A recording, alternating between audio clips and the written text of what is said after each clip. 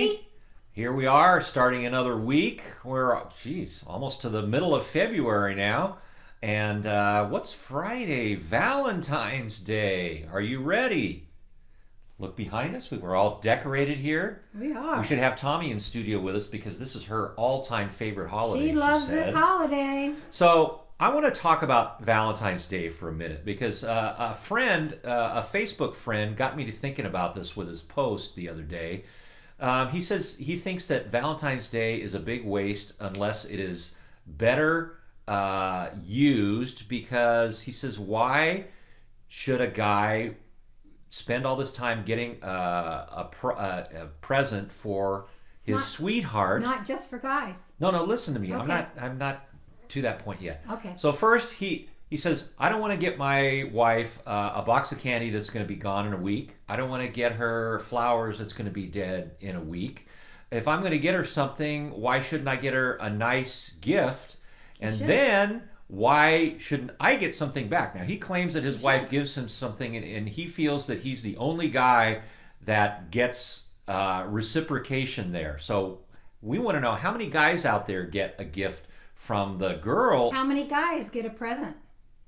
She says I do. I don't remember, but I'm going to say that I do. You do. Okay. Well, when you go out to dinner, that's kind of a gift for both of you to celebrate, right? Yeah, but I usually make you a good dinner. Yeah. Okay. Sometimes we have another couples over and have a Valentine's party. And what would you rather have for Valentine's? Candy or flowers, or like a regular gift that you can keep that will stick around for a while, or what? Well, what'd you buy me last year? I don't remember. You don't? No, you do? Should I go get him? Oh my gosh, that dog? Yes, you bought me a new puppy.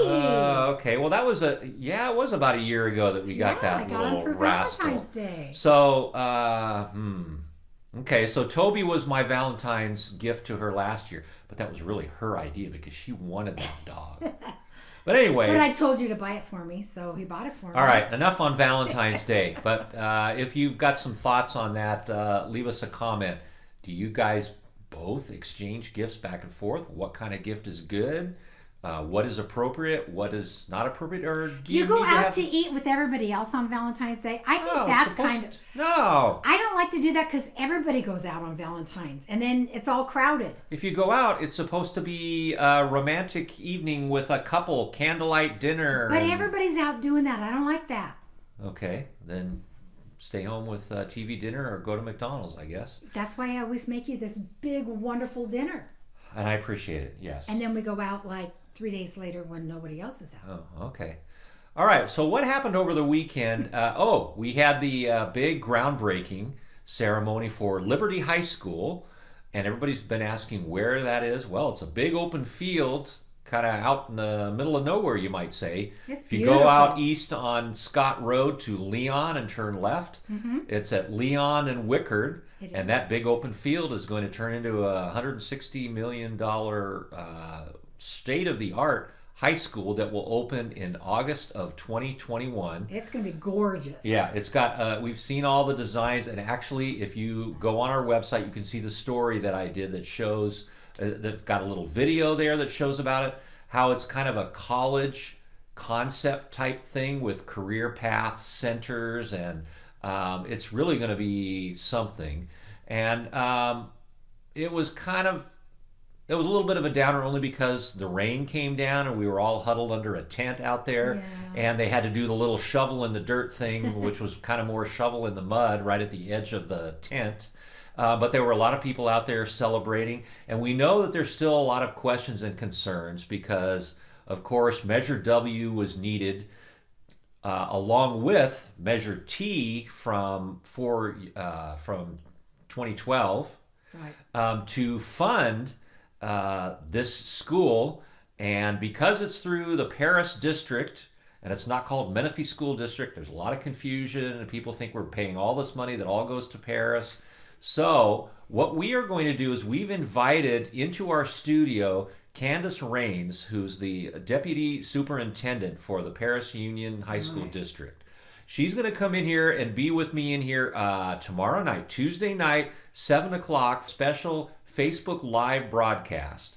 And we're promoting that now, so everybody has plenty of time to get ready for it. We're trying to plan it for a time of day when most people can watch it, because we want you not only to watch but to participate. It's the So another first time we're doing Yes, this. this is the first one we've done. We hope to do more of these. But what's better than the Facebook Live platform other than a town meeting when we're all together? But here, no matter where you From the are, comfort of your you home. can hop on and I will be interviewing Candace about Liberty High School, about Measure W, about how the money's used, possible unification with Menifee, and all of these things. And if you have questions or comments, post them and we will be monitoring what's posted and we can ask her questions live on the Facebook chat so that you can get the answers that you desire, and we'll hopefully put all the speculation and rumors about this thing to rest. The only thing is, we are going to ask a couple little favors, and that is we want it to be respectful on both sides, and we don't want any funny business going on. Well, yeah, don't be a jerk about it, and don't make false accusations, name calling, that kind of thing. We want it to Uh, be fun and we want it to be respectful. right. That's all. So if you want your question to get asked or your comment to be acknowledged, just be respectful about it, and we will go down the list and get as many people included as we can. So mark your calendar, set your alarms, your Pretty phone, exciting. whatever, for It's going to Tuesday be, night at 7 o'clock for yeah. that. Okay, in sports, we've had CIF playoffs going, and I got a note here from Luis Robles, who is the Paloma Valley boys and girls wrestling coach, about how they did over the weekend. The boys competed at the CIF Eastern Divisional, and the girls competed at the CIF Eastern Regional Qualifier, and they did very well. The boys placed fifth as a team out of 47 schools. They tied for the highest finish in Paloma Valley wrestling history. They qualified 5 wrestlers to the Masters meet, which is next weekend at Cerritos College. They also had their first male CIF champion in any sport in Paloma Valley history, and that is Savion Dixon at 120 pounds. Won the CIF championship at that weight and was the lower weight MVP of the tournament. That's quite an accomplishment. So congratulations to Savion. And several other wrestlers did very well. We are going to have a story on our website. Should be up shortly later today with some photos and a recap of how the wrestlers did for boys and girls. At the girls, at their regional qualifier, they had 13 girls compete, and 11 of them qualified for next week's CIF finals at Roosevelt High School. So just amazing the progress that has been made in that girls program in just a few short years that they've had it. He notes here 11 qualifiers is a program best in our short 4 years as a girls program.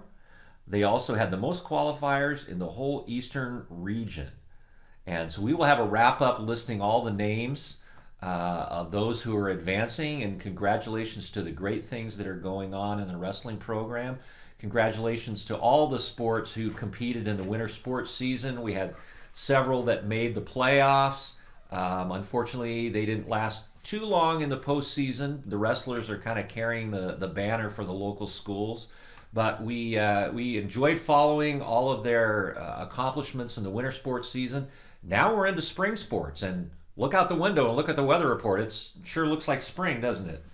Rain pouring down later on again this week, but we're into baseball and track and all that, so good luck to those athletes as well. At the city council meeting Wednesday night, the council voted to rename Rancho Ramona Park to be John V. Denver Park, Right. in tribute to our longtime councilman, former mayor.